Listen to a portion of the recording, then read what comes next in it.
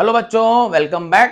तो बच्चों chapter number 3 का question number 2, chapter number 3 motion in a straight line, class 11 physics का question number 2। और क्वेश्चन नंबर 1 हम डिस्कस कर चुके हैं। तो क्वेश्चन नंबर 2 में बच्चों क्या गिवन है मैं आपको बता रहा हूँ। Two child A and B, they are returning, ध्यान से सुनना क्वेश्चन क्या है। Two child A and B, they are returning from school to their home P and Q, और उनकी पोजीशन दी गई हुई है ओरिजिन O से उनका, और आपको डिस्प्लेसमेंट टाइम ग्राफ दिया हुआ है। ध्यान सुनना, दो चाइल्ड है ना, आपके पास एनसीईआरटी हो गया, उसमें ऊपर का क्वेश्चन रीड कर लीजिए, ऑप्शन से लिखे हुए हैं। आपको क्वेश्चन एक्सप्लेन कर देता हूं। क्वेश्चन क्या है, दो चाइल्ड है ए और बी, वो कहां जा रहे हैं, स्कूल से अपने घर जा रहे हैं।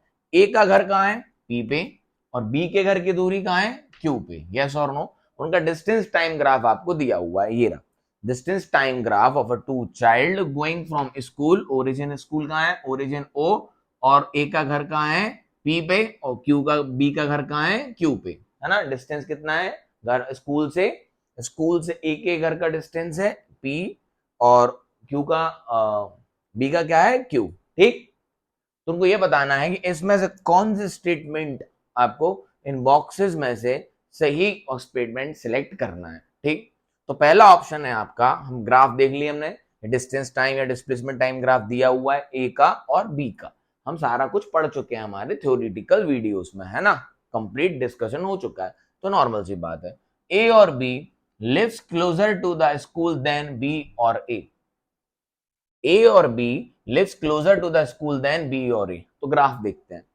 ए का घर कहां है बच्चों, उन्होंने बोला पी पे, और बी का घर कहां है बच्चों, बोला क्यू। तो कौन है, डिस्टेंस टाइम ग्राफ। स्कूल से किसकी दूरी पास, पी वाला पॉइंट पास है। पी किसका घर है, ए का, तो कौन पास रहता है, ए, देन बी। तो ए यहां पर क्या है, A lives closer to the school than B. Clear है। अरे पी पी पी डिस्टेंस पे किसका घर है, ए का। बी डिस्टेंस, क्यू डिस्टेंस पे किसका घर है, बी का। तो कौन पास रहता है, पी वाला पास है ना, मतलब A lives closer to school than B. चलिए, ए और बी, अमोंग ए और B starts from the school earlier than B और ए। स्कूल से घर निकलने के लिए किसने पहले स्टार्ट किया, तो ध्यान से देखना, ये टाइम ग्राफ दिया हुआ है। ए ने कहां से टाइम स्टार्ट किया, यहां से, और बी ने कहां से चलना चालू किया, यहां से। तो कौन जल्दी चालू किया, ए, किससे, बी से। तो dash start from the school earlier than B, तो कौन ने स्टार्ट किया, ए ने। A start from the school earlier than B. समझ आया। इन बॉक्सेस में से आपको सही ए और बी में से सही ऑप्शन सेलेक्ट करना है। तो कौन जल्दी चलना चालू किया, मान लो यहां पर टाइम इक्वल टू 0 है या टाइम इक्वल टू 2 सेकेंड है, तो स्टार्ट कौन हुआ पहले, ए। तो टाइम इक्वल टू 2 सेकेंड के बाद कौन स्टार्ट हुआ निकलना, स्कूल से, बी। आप भी अपने स्कूल से कई दोस्त जल्दी निकल जाते हैं, कई बाद में, यही पूछा है। साथ में तो सारे निकलते नहीं हो, ग्रुप बना के निकलते हो ना। हाँ, तो पहले कौन निकला, ए, और बाद में कौन निकला, बी। तो A start from the school earlier than B. A और B walk faster than B और ए। देखो ध्यान से सुनना, ये लोग जो घर पर पहुंचे अपने, ठीक, वो एक ही टाइम पर पहुंचे। ध्यान से सुनना, बहुत इंपॉर्टेंट है। ये ग्राफ देखो आप यहाँ पे, तो ये दोनों घर पहुंचे तो एक ही टाइम पे है, ठीक है। ये घर एक ही टाइम पर पहुंचे, यहाँ टाइम कितना है, टी। तो यहां से जब हमने ये देखा तो ये दोनों घर पहुंचे तो सेम टाइम पे है। और घर किसका दूर है, बी का। घर किसका दूर है, बी का, और बी निकला भी बाद में, तो तेज कौन चला, बी। भाई ऑब्वियस सी बात है, स्पीड क्या होती है, डिस्टेंस अपॉन टाइम। एक तो कम टाइम लिया बी ने, बाद में निकला ए के, और उसका घर भी दूर है, और वो ए से के जितने टाइम पे ए घर पहुंचा उतनी टाइम पे बी घर पहुंचा, लेकिन निकला उसके बाद था, है ना। और सिंपल सी बात है, ये तो अलग कहानी है। मैं आपको स्लोप किसका ज्यादा है, दोनों ग्राफ में से स्लोप किसका ज्यादा है, बी का। याद करो, slope of distance time graph gives what, speed. तो यहाँ स्लोप किसका ज्यादा है, बी का। ए का क्या है, कम। नॉर्मल सी बात करें ना, बाकी ग्राफ से भी हर तरीके से सॉल्व कर सकते हैं।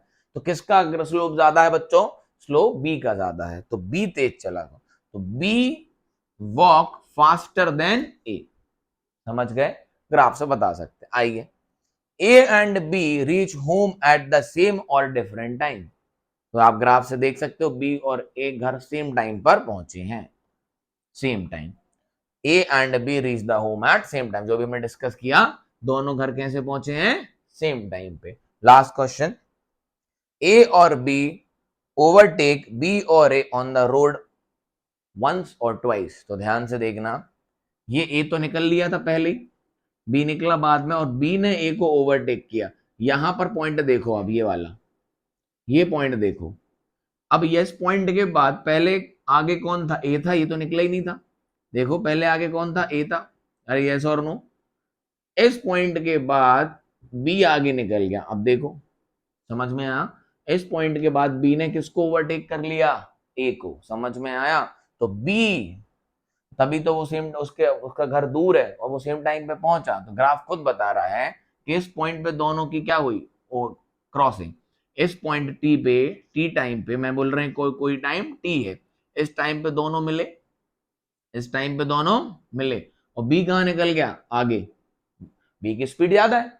अरे बी का स्लोप ज्यादा है ए के स्लोप से, तो बी की स्पीड ज्यादा है, और इस पॉइंट पे बी और ए मिले।